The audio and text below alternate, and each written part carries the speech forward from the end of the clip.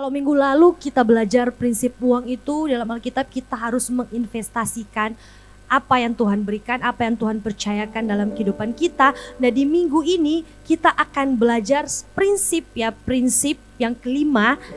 Kita belajar bahwa uang besar menghisap uang kecil. Sekali lagi, uang besar menghisap uang kecil. Nah, prinsip uang yang perlu jemaat tahu salah satunya adalah bahwa uang besar akan menarik uang kecil. Nah, kita pasti pernah mendengar ya ungkapan bahwa yang kaya makin kaya, yang miskin makin miskin. Nah, ungkapan itu sebenarnya lahir dari prinsip uang itu sendiri. Yang tadi sudah saya katakan tadi, uang besar menghisap uang yang kecil. Nah, hari ini kita akan belajar dari firman Tuhan. Mari kita buka di dalam Matius 25 ayat 27 sampai 29. Sekali lagi Matius 25 ayat 27 sampai 29. Firman Tuhan berkata, "Karena itu sudahlah seharusnya uangku itu kau berikan kepada orang yang menjalankan uang, supaya sekembaliku aku menerimanya serta dengan bunganya. Sebab itu ambillah talenta itu daripadanya dan berikanlah kepada orang yang mempunyai 10 talenta itu. Karena setiap orang yang mempunyai kepadanya akan diberi sehingga ia berkelimpahan. Tetapi siapa yang tidak mempunyai, apapun juga yang ada padanya akan diambil daripadanya." Nah, jemaat Metro Church harus paham prinsip ini, yaitu supaya jemaat atau kita semua sadar bahwa memang benar cara supaya bisa mengalahkan kemiskinan adalah mengumpulkan sedikit demi sedikit. Beberapa minggu yang lalu kita belajar ini.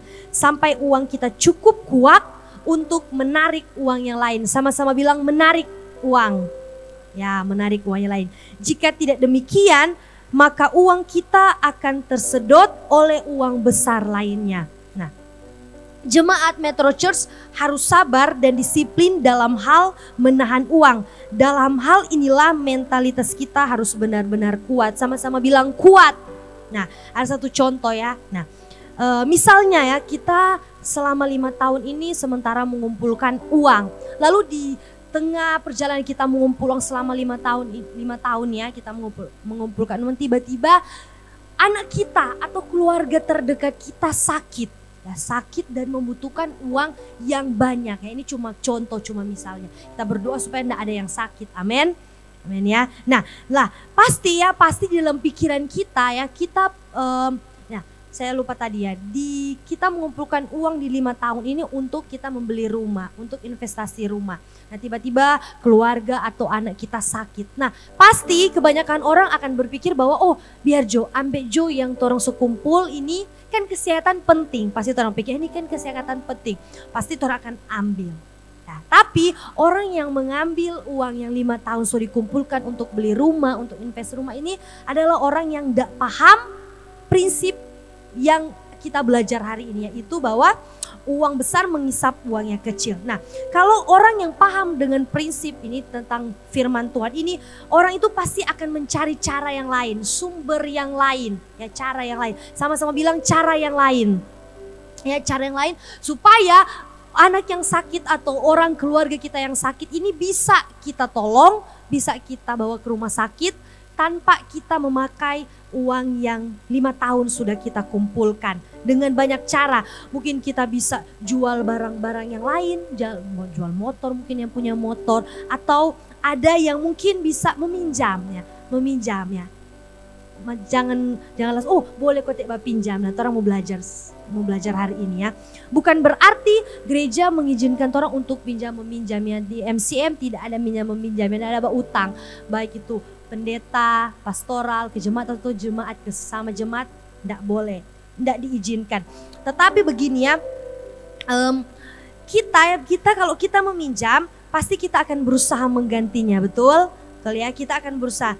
Tapi kalau orang pakai uang sendiri yang 5 tahun itu, yang 5 tahun yang orang kumpulkan, orang pasti bilang, enggak apa-apa itu kan orang pakai uang. Tapi sayangnya, orang akan mulai dari nol lagi. Kan habis yang 5 tahun itu, orang pakai, orang mulai lagi dari nol. Tetapi kalau orang disiplin, orang cari cara yang lain, maka uang yang orang kumpulkan selama 5 tahun itu boleh orang beli rumah, Dan rumah itu orang boleh sewakan dan dapat berkat juga, kita dapat uang dari situ. Dan kalau orang berpinjam, orang mau ganti.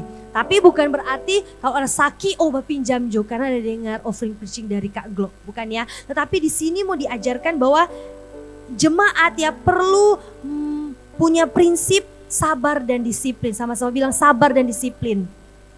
Sabar disiplin dalam mengumpulkan uang, dalam mengumpulkan berkat-berkat yang Tuhan sudah berikan. Nah, kita perlu memahami prinsip ini untuk membuat kita berhati-hati untuk kita berbelanja yang tidak penting. Karena itu sama saja kita merelakan uang kita untuk dihisap uang yang lebih besar lagi. Contoh yang paling sering orang temukan bahwa beli karena murah. Siapa di sini beli karena murah? Murah, diskon, beli jo. Padahal sebenarnya itu enggak terlalu penting. Banyak orang temukannya beli jo, enggak penting sih sebenarnya. Tapi karena murah, orang akhirnya beli. Tapi sebenarnya hal yang kelihatan murah atau hal yang kelihatan kecil ketika orang tetap lakukan, orang pandang enteng dengan hal itu bisa berdampak atau bisa membuat kita uang yang sudah kita kumpulkan terisap. Jadi hari ini orang juga perlu bijaksana untuk mengatur orang punya keuangan dan mengumpulkan sedikit demi sedikit apa yang Tuhan sudah berikan dalam kehidupan kita, supaya kalau kita bisa mengatur itu, kita bisa disiplin ya, sabar dalam mengumpulkan uang, pasti Tuhan akan mempercayakan berkat yang lebih besar lagi. Amin. Amin ya. Jadi mari hari ini kita belajar ya, ada prinsip yang kelima, yaitu bahwa uang besar menghisap uang yang kecil. Jadi mari jangan suka-suka kita untuk melakukan uang yang kecil itu yang bisa berdampak di kemudian hari. Nah,